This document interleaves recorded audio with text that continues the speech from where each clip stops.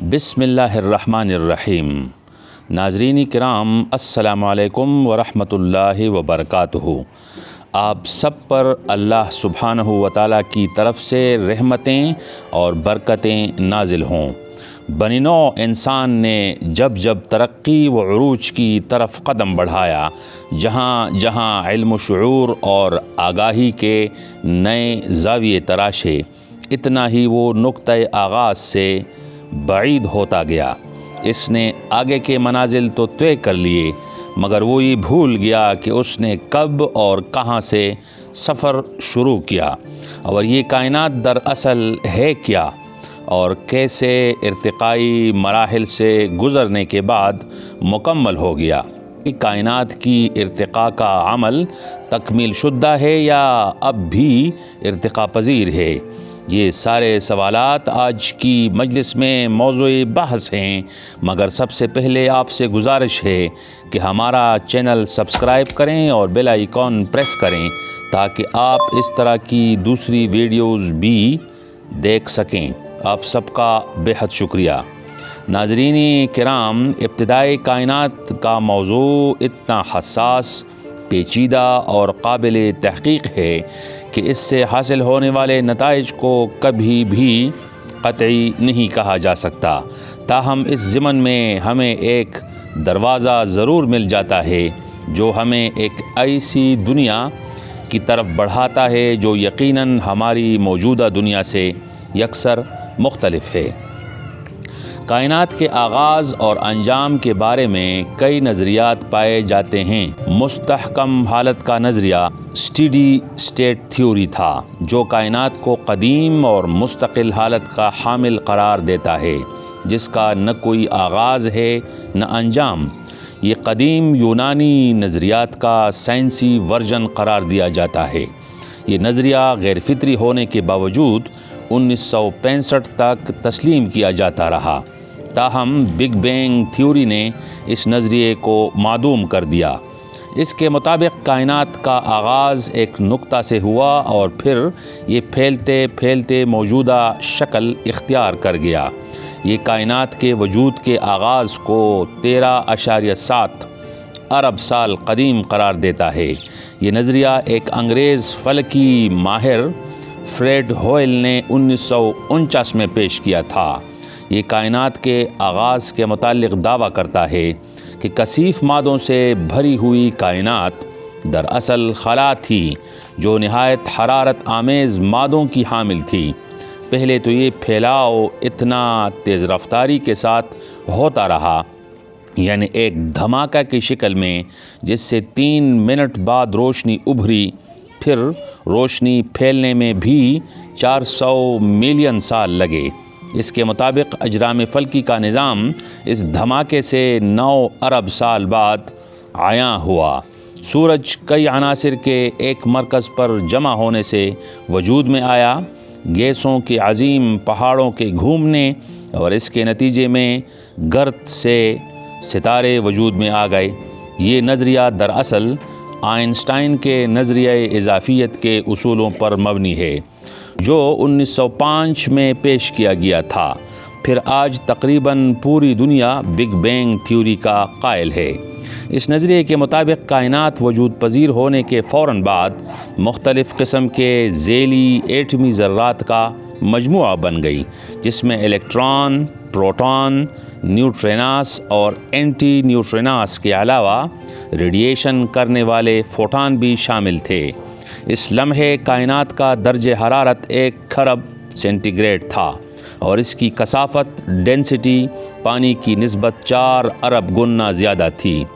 یہ درجہ حرارت نہایت تیزی سے گرتا گیا، یہاں تک کہ 14 سیکنڈ بعد ٹیمپریچر 3 ارب سینٹی گریڈ گر گیا، جبکہ اس کے ساتھ متضاد چارج شدہ پروٹونز اور الیکٹرانز نے ایک دوسرے کو فنا کرتے ہوئے توانائی خارج کرنا شروع کر دی۔ یہ سلسلہ یوں ہی چلتا رہا اور تقریباً 1 سال بعد برق پارے آئنز اور الیکٹران نے مل کر ایٹم کو تشکیل دیا۔ اس نظریے کے مطابق جس طرح کائنات کا آغاز ہوا، اس طرح اس کا انجام بھی ایک دن ہوگا۔ کائنات کے خاتمے کی ایک ممکنہ صورت بگ کرنچ ہے، جب کہکشائیں اور مادے ان مواد کے باہمی مرکز مائل کشش ختم ہو کر مخالف سمتی رفتار پر غالب آ کر انہیں ایک دوسرے کی طرف دھکیلے گی، جس کے نتیجے میں یہ منتشر مواد یکجا ہوں گے۔ مختصراً یہ کہ کائناتی نظام ختم ہو جائے گا۔ اس نظریے کے مطابق بگ کرنچ آج سے تقریباً 65 ارب سال بعد وقوع پذیر ہوگا۔ قرآن حکیم نے جو تصور آغاز کائنات کا پیش کیا ہے وہ کچھ اس طرح ہے۔ سورۃ الانبیاء میں ارشاد ربانی ہے، جس کا ترجمہ ہے، اور کیا نہیں دیکھتے وہ لوگ جو کفر کرتے تھے کہ تمام آسمان و زمین آپس میں ملے ہوئے تھے، تو ہم نے انہیں پھاڑ کر الگ کر لیا، اور ہم نے پانی سے ہر زندہ چیز بنائی، تو کیا یہ لوگ ایمان نہیں لاتے؟ رتقاً سے مراد چپکے یا ملے ہوئے چیز ہیں، خواہ وہ قدرتی ہوں یا مصنوعی۔ زمین و آسمان کی تخلیق کے متعلق اور مقامات پر ذکر آتا ہے، جس کا ترجمہ ہے، وہی ہے جس نے آسمان اور زمین 6 دن میں پیدا کیے، پھر عرش پر استوا فرمایا، جیسا کہ اس کے شان کے مطابق ہے۔ اسی طرح سبحانہ و تعالیٰ نے ارشاد فرمایا، پھر آسمان کی طرف متوجہ ہوئے اور وہ دھواں تھا، اور زمین سے ان دونوں سے کہا کہ آ جاؤ تم خوشی خوشی یا ناخوشی کے ساتھ۔ ان دونوں نے کہا کہ ہم تو بخوشی حاضر ہیں۔ اسی طرح سورہ نازعات میں ارشاد مبارکہ ہے، تمہاری تخلیق مشکل تھی یا آسمان کی جسے اللہ سبحانہ و تعالیٰ نے بنایا، اس کی چھت بلند کی، پھر اسے ٹھیک کیا، اس کی رات اندھیری کی اور روشنی چمکائی، اور اس کے بعد زمین پھیلائی، اس میں سے اس کا پانی اور چارہ نکالا اور پہاڑوں کو جمایا۔ خلاصہ یہ ہے کہ ان آیات مبارکہ سے واضح طور پر یہ نکات اخذ کیے جا سکتے ہیں۔ ایک یہ کہ کائنات کی تخلیق سے قبل تمام عناصر مادیہ باہم جڑے یا ملے ہوئے تھے، جسے اللہ تعالیٰ نے جدا کر دیا، جیسا کہ بگ بینگ تھیوری سے بھی یہ بات واضح ہے۔ دوسرا نکتہ یہ ہے کہ عناصری مواد کی تصدیق قرآنی آیت سے بھی ہوتی ہے کہ اللہ نے جب آسمان کی طرف توجہ دی تو وہ دھواں تھا۔ دھواں عنصر مادی ہے اور گیسوں کا مجموعہ ہوتا ہے۔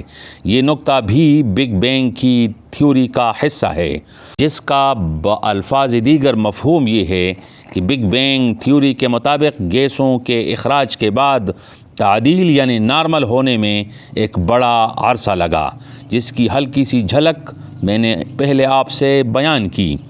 یہاں یہ بات قابل غور ہے کہ اللہ سبحانہ و تعالیٰ نے ارض و سما کی تخلیق میں 6 دن صرف ہونے کا ذکر کیا ہے۔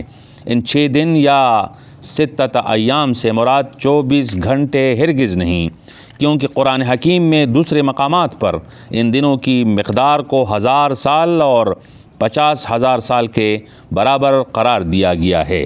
اور آخری نکتہ جو ان آیات سے اخذ کیا جا سکتا ہے وہ یہ ہے کہ آسمانوں کو برابر کرنے کے بعد اللہ نے زمین کو بچھایا، پھر اس میں پہاڑ جما لیے۔ اس تمام بحث کا یہ نتیجہ اخذ کیا جا سکتا ہے کہ بگ بینگ قرآن کریم کے تصور ابتدائے کائنات کے قریب تر ہے۔ جیسے بگ بینگ تھیوری میں نقطۂ آغاز کائنات سے آگے کا کوئی تصور موجود نہیں، اسی طرح قرآن کریم نے بھی اس کائنات کے آغاز سے قبل کے موجودات کے بارے میں کوئی اشارہ نہیں دیا ہے۔ بگ بینگ کا نظریہ یہ بتانے سے قاصر ہے کہ ان مادوں کو کس نے دھماکے سے منتشر کر دیا اور کس نے اعتدال پر لایا، کس نے ستاروں اور سیاروں سمیت ارض و سما کو وجود بخشا، جبکہ قرآن عظیم ایک عظیم حقیقت کو بیان کر کے بگ بینگ تھیوری میں یہ اضافہ کرتا ہے کہ اللہ سبحانہ و تعالیٰ نے ہی اس کائنات کو تخلیق فرمایا، وہی اس کا خالق، مالک اور قادر ہے، یعنی کنٹرولر ہے۔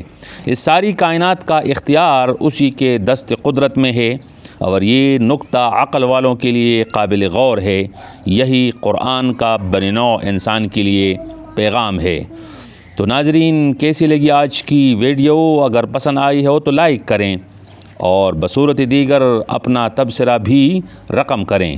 آج کے لیے بس اتنا، انشاءاللہ اگلی ویڈیو میں پھر ملاقات ہوگی، تب تک کے لیے اللہ نگہبان۔